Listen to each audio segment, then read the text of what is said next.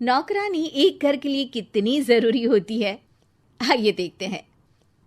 अरे बहू, ये देख, सारा साबुन बर्तन में रह गया। ये नौकरानी कोई काम नहीं करती, गंदा काम करके चली जाती है और ढेर सारा पैसा ले जाती है। अरे मम्मी जी, उसने तो साफ किया ही था। मेरे ही हाथ से इस ग्लास में सर्फ गिर गया था। अरे बस कर झूठी, उसे बचाने के लिए सारी जुगत लगा ले, लेकिन मैं तो इसे निकाल कर ही रहूंगी।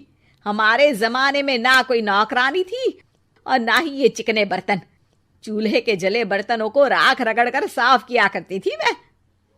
अरे माँ जी, मैं कहाँ बचा रही हूँ उसे। और वैसे भी आजकल नौकरानी जरूरत नहीं, स्टेटस सिंबल बन गया है।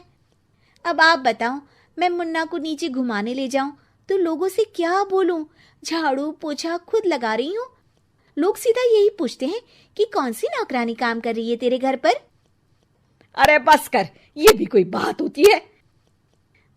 मम्मी जी, आप नहीं समझेंगी।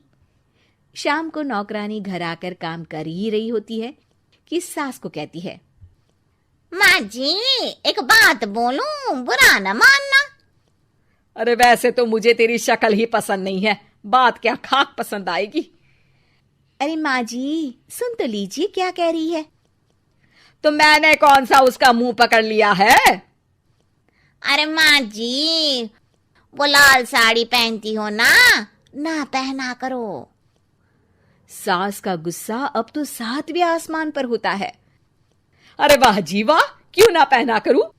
और तू होती कौन है ये बताने वाली कि मैं क्या पहनूं क्या ना पहनूं? अरे माँ जी, पूरी बात तो सुन लो, वो बोलना क्या चाह रही है। अरे बुरा न मानो आंटी जी।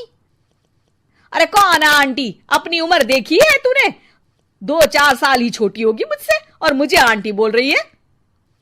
बहू सर पर हाथ रख लेती है। अरे अच्छी खासी उम्र दराज हो और आंटी ना बोलूं? मैं तुम्हारी बहू से भी 4 साल छोटी हूं। क्यों दीदी?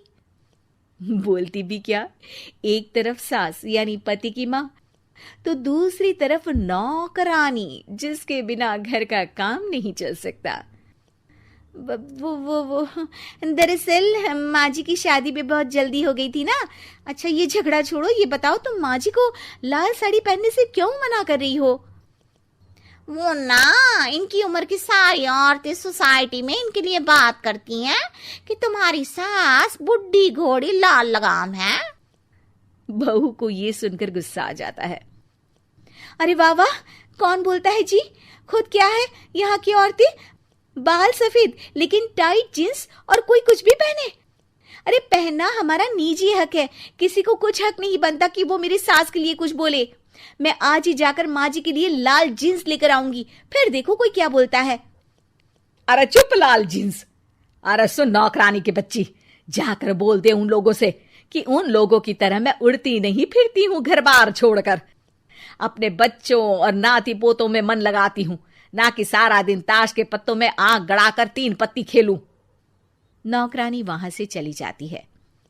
वैसे बहू, नौकरानी के क्या फायदे हैं ये तो पता नहीं, लेकिन सबसे अच्छा तो ये कि पता चल जाता है कि कौन किसके लिए क्या बोल रहा है। सोसाइटी में तेरा नौकरानी रखने का इरादा बिल्कुल ठीक था। अगले दिन उन लोगों के घर की बेल बजती है। बहू दरवाजा खोलती है कि सामने कुछ औरतें खड़ी होती हैं। अरे बहू, कहाँ है तेरी सास? बुला जरा। अरे बहन जी, आप सारी एक साथ आइए आइए, कैसे आना हुआ? अरे 3 पत्ते खेलने आई हैं, क्यों खेलोगी? क्यों नहीं क्यों नहीं, वैसे भी बड़े दिन हो गए, एंटरटेनमेंट हुआ नहीं। बहू जा जाकर पकोड़े तो बना ला। अरे बस करिए, आगे कुछ पीछे कुछ। वैसे तो कहती है कि परिवार पर ध्यान देती है, हमारी तरह 3 पत्तियां नहीं खेलती। हमने कौन सा परिवार छोड़ दिया? सास सक पका जाती है। अब ये किसने कहा? मैं तो कहती हूं कि मैं भी थोड़ा बाहर निकलूं। आपने ही तो कमला नौकरानी से ये सारी बात की थी। सास और बहू को अब सारी कहानी समझ आ जाती है कि सोसाइटी की औरतें क्यों भड़क रही हैं। माफ करिए आंटी, मैं छोटी हूँ लेकिन फिर भी पहले तो आप लोगों ने माँ की लाल साड़ी का मजाक उड़ाया था ना। हाँ हाँ उड़ाया था, लेकिन उससे पहले तो तुम लोगों ने हमारी जीन्स के बारे में बात की थी। अरे क्यों ना पहने हम जीन्स, तुम्हारे पैसों की थोड़ी ना है। सास और बहू सर पकड़कर बैठ जाती है। देखा बहू, ये खेल कर गई तेरी नौकरानी, यहाँ की बात वहां तो वहां की बात यहाँ।